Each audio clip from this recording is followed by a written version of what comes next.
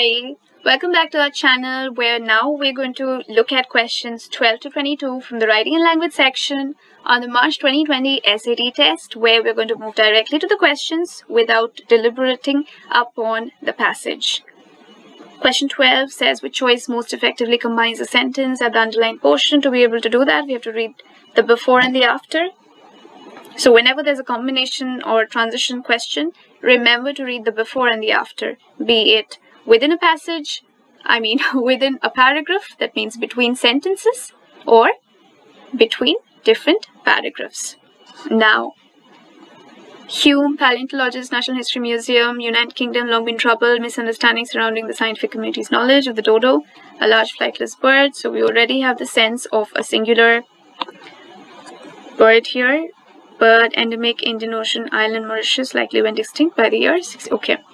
So bird, a bird, that's redundant. We can eliminate it. Bird which was endemic Indian Ocean island of here the dodo. Now this again, here the dodo, that repetition looks redundant. Bird endemic to the Indian Ocean, Mauritius, one that on this island. Again, after the repetition, after the already of the mention of Mauritius, I do not really need another mention of islands, so redundant once again. So A is the most precise as well as concise answer choice, and we can move on to 13, which is a transition question. Again, we already know the before. Now let's look at the after. The dodo has been depicted as an unintelligent, oddly-shaped animal with tiny wings and a clumsy dam and a veritable buffoon of a bird. Okay. Now, for consequently to be an answer choice, there has to be a sort of conclusion. Now that sense of conclusion, that movement as if you're about to claim something, is missing, which is why no change would definitely not be your answer choice. Therefore, it's the same sense of a conclusion, which is why that's eliminated as well. Similarly would show a similar relationship. Now such a relationship is also missing. Therefore my answer would definitely be traditionally. Has been depicted, so makes complete sense.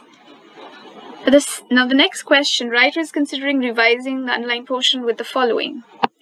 Should the writer make this revision? Whenever you have any such question about addition, remember A and B deals with a yes and C and D deal with no. So if you already know the answer that it is to be added, then you can eliminate C and D and just read for A and B, or vice versa. Now when you do not know, you have no idea whether it's to be added or not, then you go ahead and read all of the answer choices looking for the explanation bit, and whichever explanation makes more sense to you, or whichever you are left with after process of elimination, you go ahead and select. The problem with this question here is one of the answer choices said later in the passage. We really do not have the time to now go ahead, read the entire passage before answering this one question. So I'm going to leave this one for the very end. Just mark it out so you remember that you have not answered this question yet with whichever mark that makes sense to you. Moving on to 15, that's a punctuation question. We can see Hume noted that the robust kneecaps of the dodo along with its thick leg bones and broad pelvis. So that's an incomplete idea. If I were to, use the vertical line test here, and if it starts with a would have, obviously the next part is incomplete as well, which means I have to use a go punctuation here, which means a comma or no punctuation at all. Therefore, D is my answer. So, relatively simple, because if you have, done your punctuations well, you know that your semicolon is your go punctuation, which means it can be used when you have two complete ideas, and when you have a long dash, it's called a half stop punctuation, which means that you can use it in spaces where you have a complete idea followed by an incomplete idea. So then you're only left with a comma. This should not be taking a lot of time at all. So make sure to work on your punctuations well. Moving on to 16. Would have provided them with the strength. Pronoun question, very simple. You have to now find out what is the antecedent to this pronoun.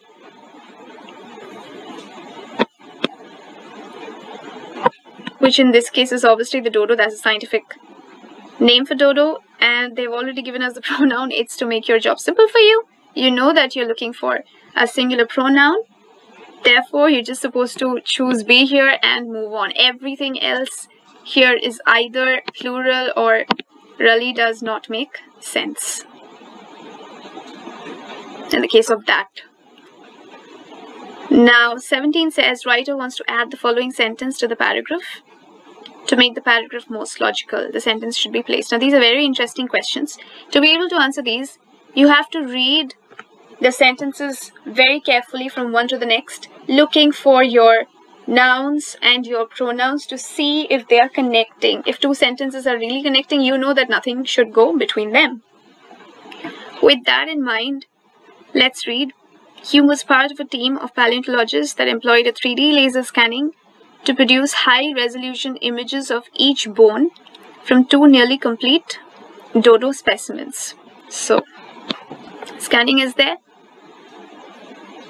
Team used the images, so these images are being used to reconstruct a more streamlined model of dodo skeletal structure. They also evaluated the individual bone images. Hume noted that the robust kneecaps, along with its thick leg bones and broad pelvis, would have provided them with the strength and maneuverability to easily navigate the rocky and densely forested landscapes of Mauritius.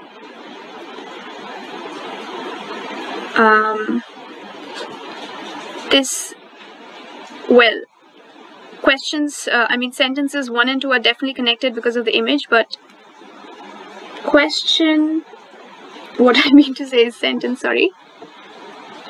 Sentence 3 also looks connected because, this is all from the bone images itself. Moving on.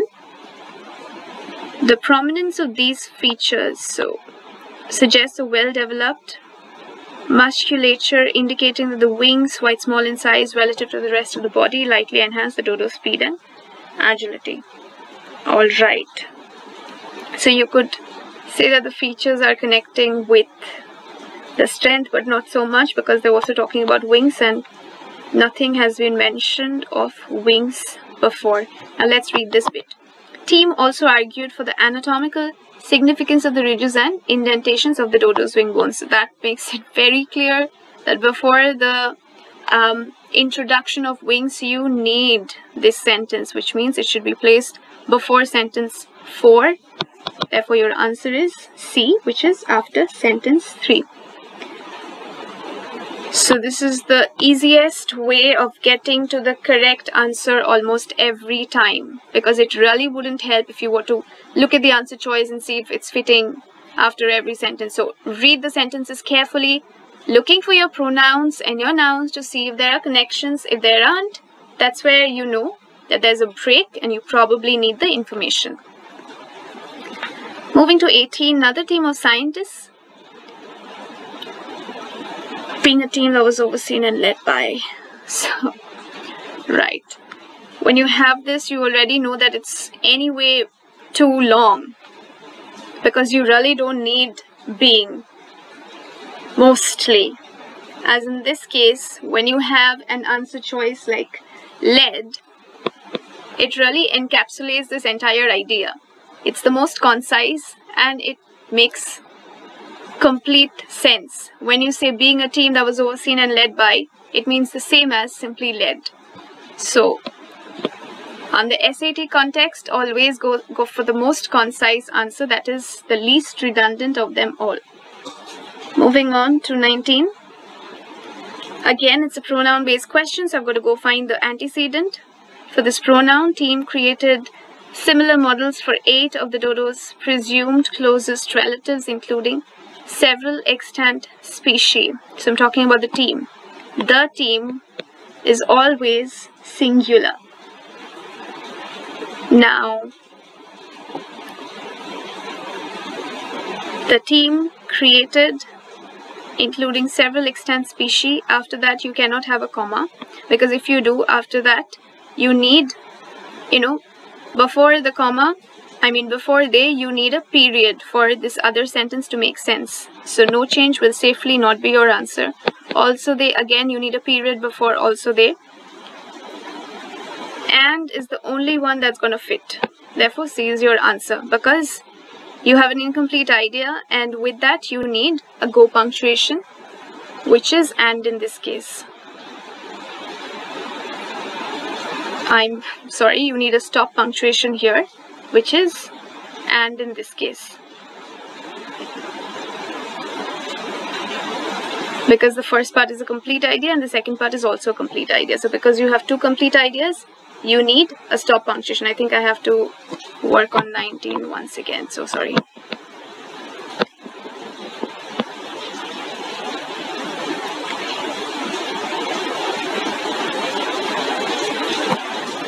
Okay, now we're going to move on to 19. 19 is the team created similar models for 8 of the Dodos' presumed closest relatives, including several extant species. So this is a complete idea. They calculated the ratio of brain volume to total body mass for each specimen. Again, a complete idea. Now, when you have two complete ideas, you need a stop punctuation, which in this case is only C because it's a comma, and therefore C is the answer. Everything else does not make sense for the simple reason that you need either a period there, or because you need to restart the sentence if you have to start a sentence with the word they or also they. Therefore, we can move on. It was a relatively simple question. Now 20 says, the writer wants to acknowledge a potential objection to the means by which Gold and her team reached their conclusion. So we are looking for a potential obstacle here. Which choice effectively accomplishes this goal?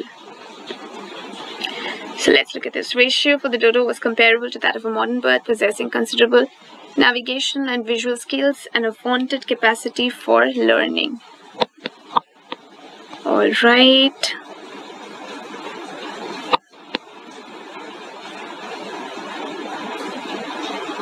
So for the parts that we didn't read because we didn't need, I'm just going and skimming through that part. Because to be able to answer these questions, you really need to know what's going on. Okay. While brain volume is not an infallible indicator, fallible means perfect, fallible or fallacious means making mistakes, infallible means therefore perfect. So it is already telling you that this is not a perfect indicator of intelligence. It definitely looks like could be an answer, so I'm squiggling it. Comparing Dodos to Neanderthals, this, well, is another underestimated extinct species. Does not look like an objection exactly. Despite the fact that the dodo is extinct, that means we really can't study extinct creatures. It's out of scope since the dodo's brain volume was correlated to its body size again. This does not look like it is a problem or a potential obstacle because that calculation has been spoken of. Therefore, my answer is A. Now, Hume and Gould's results. This is a very simple apostrophe question. You can see Hume says as if there are many Humes, so B is out. Hume's and Gould's results as if there's something else that belongs to results, so that's eliminated as well. Hume's and Gould's results looks good. Hume and Gould's as if this doesn't belong to Hume. Therefore, my answer is D. Now, for 22, the dodo may not have been the most graceful of birds or an avian Einstein, but neither a clownish creature that is so often imagined. I think this is very simple. Was it is the only one that is consistent with may not have been, because this is future B and C, which is not going to be the case. Is it being is present tense. The dodo does not exist today. And with that, we're going to move back to that one question we had left for now. Writer is considering revising the underlying portion. Veritable buffoon of a bird, however, using cutting-edge techniques to analyze skeletal specimens. Human others have shown that the dodo was much more capable than such depictions would suggest. Now let's imagine that we absolutely have no idea whether it's a yes or no. In which case, we're going to go ahead and read all of the answer choices for process of elimination. Yes, because it introduces the information that's developed later in the passage. Well, we've seen that it's in fact something that is developed later in the passage. We do speak of skeletal specimens, so we're going to hold on to it. B says, because it gives details that reinforce the description in the previous sentence. The previous sentence said nothing about such specimens, so we can eliminate this one. Adds an idea that is not directly related to the passage's main discussion. Now, this is about dodo, so this is not true either. Contradicts, definitely does not contradict, therefore my answer is A. I hope this was helpful. Do like, share and subscribe to our page to keep abreast of all the videos that we're going to be making for you. Have a great day.